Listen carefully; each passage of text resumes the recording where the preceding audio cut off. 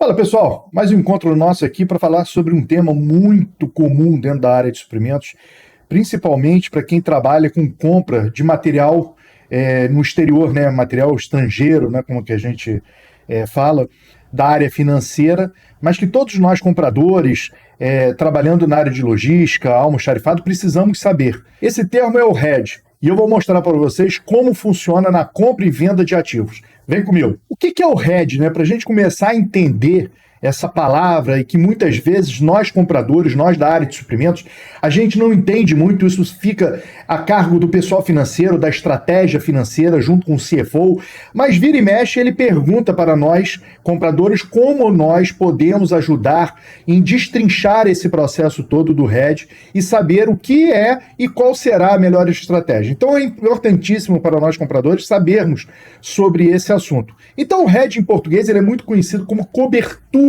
ou limite. Ele é um instrumento, alguns chamam de ferramenta, mas eu gosto de falar que ele é um instrumento que vai assegurar preços de um determinado ativo para compra de venda futura, tá, pessoal? Então você compra agora e você se assegura para você vender futuramente. E assim a redução de risco. Sempre quando a gente roda processos de riscos, de gestão de risco na área de suprimentos, o hedge entra exatamente para reduzir esses riscos oferecidos ali pelas oscilações do mercado financeiro. E a gente sabe que mercado financeiro no Brasil é igual um mar revolto, né? Uma hora tem uma onda grande, outra hora tem uma onda pequena, mas nunca está num mar calmo. E dessa forma, as empresas, tá, pessoal, elas podem garantir a fixação dos valores que desejam pagar ou receber em uma determinada operação, beleza? O que significa, então, fazer o hedge no mercado financeiro? Eu vou trazer para o mercado financeiro um pouco e depois a gente vai para o mercado de suprimentos, para o setor de suprimentos. E como que funciona o hedge, né, da área de commodities? Ele entra exatamente para trabalhar. Ele trabalha a partir de contratos futuros, que eu já comentei com vocês, e os produtores, né, o pessoal que trabalha dentro do mercado de agro, eles vão estabelecer junto aos seus compradores um preço fixo que só será pago. Olha, esse detalhe é importante, tá? Esse valor, esse preço fixo só será pago futuramente com a entrega do produto, né? Bem como a entrega do produto. E quando esses produtores rurais, vamos ser chamados assim, e assim que os produtores rurais, tá, pessoal, eles conseguirem determinar uma previsão de colheita, eles vão definir então aqueles preços que consideram justos para a comercialização ali dos seus produtos. Com isso, eles vão evitar a queda dos preços em caso de grande disponibilidade, tá, pessoal? Quando tem muita disponibilidade, os preços obviamente caem. Isso é demonstrado nas nossas ferramentas, matriz de Krauss e outras ferramentas que nós, compradores, usamos exatamente para ver e verificar a oscilação no mercado. E o mercado, a estratégia também oferece vantagem, tá, pessoal? Já que evita o quê? A escassez que eleve demais o preço dessas commodities, tá? Um outro termo é o hedge cambial, tá, pessoal? O hedge cambial ele é muito utilizado para negócio e de relações comerciais com as suas empresas. Independente se a compra daquele ou da venda, ele pode ser interessante para as empresas estabelecer um contrato de hedge no preço fixo da moeda e em um número que vá proteger ali os riscos dessas variações cambiais. E variações cambiais nós sabemos que a todo momento o dólar pode subir e pode baixar. O hedge cambial ele pode ser realizado através de outras estratégias, por exemplo, como compra, por exemplo, do próprio dólar, que você compra a moeda em um momento de baixa e mantém até que ele faça o quê? Que ele se valorize, né? Podendo vender ou utilizar, por exemplo, para pagamento e também para outras ações. Pessoas físicas já fizemos muito isso. Você compra, você tem uma viagem e você acha ou sente que o dólar está baixo, você compra para garantir aquele preço e quando você chegar lá no exterior, você poder gastar com aquilo que você calculou que seria uma boa cotação para o dólar ou do euro ou de outra moeda para que você possa ali fazer as suas compras lá no exterior. Existem os tipos de hedge, tá, pessoal? Cambial. Um desses hedges é para você negociar contratos ou microcontratos futuros. Você começa, então, a estabelecer ali o direito de compra ou venda da moeda em um momento futuro, determinando ali o preço. Ou seja, você tem um produto que você quer comprar, você faz um hedge cambial e exatamente para você negociar esses contratos ou mini contratos.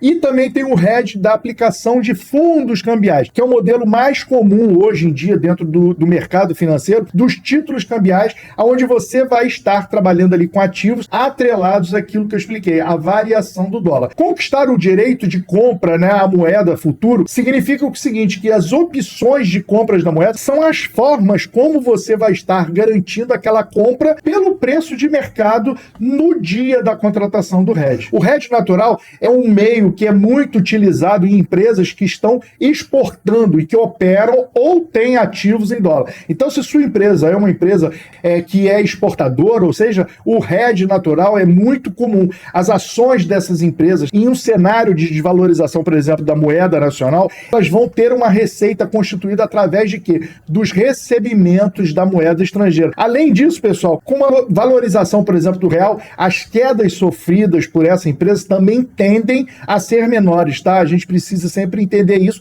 se comparada com as empresas que só operam em moeda nacional. Porque é claro que as moedas em dólar e euro, ainda que caiam, eles seguirão superior ao nosso preço do real. Isso todo mundo já sabe desde sempre. E por isso que é interessante investir em empresas exportadoras que são, né, de alguma maneira, uma forma de proteção indireta, já que você vai equilibrar ali os potenciais prejuízos. Um exemplo de hedge no mercado futuro. Vamos considerar então que você é um produtor de café e você projeta que na próxima safra será maior do que a atual. Isso o Brasil vem batendo recordes um atrás do outro. E, portanto, o que acontece com os preços? Eles vão cair por conta da grande disponibilidade ali do café. Ao mesmo tempo que você quer garantir que eles fiquem nos patamares atuais. Você não quer que com essa grande safra os preços caem, então você quer que fique ali nos atuais, um exemplo, de R$200 a saca. Então o que você faz? Você vai comprar contratos futuros de venda do café a R$200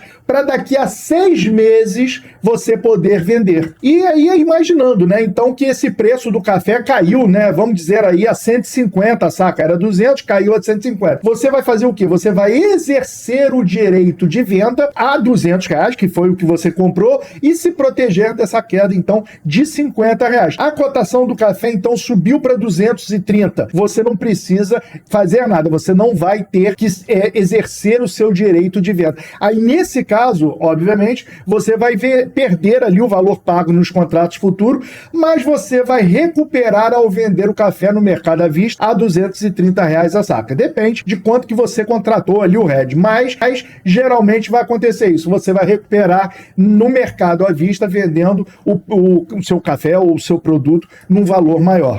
Então agora nós vamos falar de suprimentos, né? Onde o hedge é uma estratégia muito utilizada para proteger empresas contra as flutuações de preço, por exemplo, de matérias-primas ou outros insumos essenciais ali para sua companhia ou para o seu processo produtivo. Isso aí, cada um tem que saber quais são esses produtos essenciais e aí trabalhar junto com o hedge. Basicamente, ele funciona como uma forma de seguro financeiro. Quando eu falei de gestão de risco, ele mostra exatamente isso. Você roda a sua gestão de risco, suas ferramentas de risco, e ele vai funcionar como um seguro financeiro. E aí ele vai permitir que as empresas fixem os preços futuros para evitar surpresas, obviamente, desagradáveis com os aumentos repentinos de custo, por exemplo, dentro de uma guerra, ou a falta de contêineres, a falta de navios para trazer os seus produtos. Então você faz exatamente isso. Você começa a proteger as empresas, a sua empresa, contra flutuações de preço dessas matérias-primas. E aqui, pessoal, eu coloquei alguns pontos chaves do hedge para o nosso setor de suprimentos. O primeiro é a proteção contra a volatilidade. O hedge ele vai ajudar a todos nós, a toda a área financeira, a minimizar então esses riscos associados às variações de preço dentro do mercado, e eles vão nos garantir, né, que a nossa empresa pague um preço determinado por um insumo aonde? Sempre no futuro. Sempre pense no futuro. Contratos futuros, vamos falar então sobre ele. É uma das formas mais comuns, tá, pessoal, que vocês vão encontrar aí dentro das suas empresas, que você vai trabalhar o hedge através de contratos futuros, onde a sua empresa se compromete a comprar e ou vender, né, um ativo no preço fixo numa data lá na frente, ou seja, numa data futura. E aqui eu trouxe um exemplo para vocês de uma empresa que fabrica elementos e ela tem uma forte dependência do trigo como matéria-prima. O preço do trigo, a gente sabe disso, ele é bastante volátil devido a vários fatores aqui que eu trouxe alguns, por exemplo, como o clima, demanda global, políticas agrícolas. E dentro dessa situação, por exemplo, a empresa precisa comprar, vamos dizer, 1 tonelada de trigo durante 6 6 meses para garantir ali que ela vai manter ali a produção dos seus produtos. Atualmente, vamos dar também esse exemplo, atualmente o preço de trigo é de R$ 1.000 por tonelada.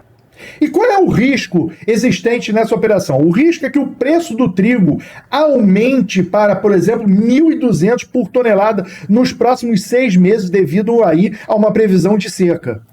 Então, o que vai acontecer? Para proteger contra esse aumento de preço, né, o que a sua empresa vai fazer? Ela vai decidir usar contratos futuros de risco que você contratou lá atrás. E aí, então a empresa entra em um contrato futuro para compra de 1.000 toneladas de trigo a 1.050 por toneladas em 6 meses maior. Ou seja, qual é o resultado disso? Se o preço do trigo realmente subir para R$ 1.200 aquela tonelada, a sua empresa vai economizar quanto? 150 por tonelada, pagando aquele 1.050, né, por tonelada, conforme ali o contrato futuro que você pagou. Ah, Alexandre, mas teve um valor de R$ 50 aí a mais. Teve, mas você garantiu aquilo com a contratação do RED e não pagou uma diferença que poderia chegar ali a mais de 150 ou mais, um valor exorbitante ali do que você não tinha como prever. Então o RED serviu ali de uma forma de manter o risco calculado para a sua operação. E se também o preço do trigo cair, tá? Tem isso também. Se o preço do trigo cair por tonelada, 900 por tonelada, a empresa ainda pagará 1.050 por tonelada. Mas essa perda, o que vai acontecer?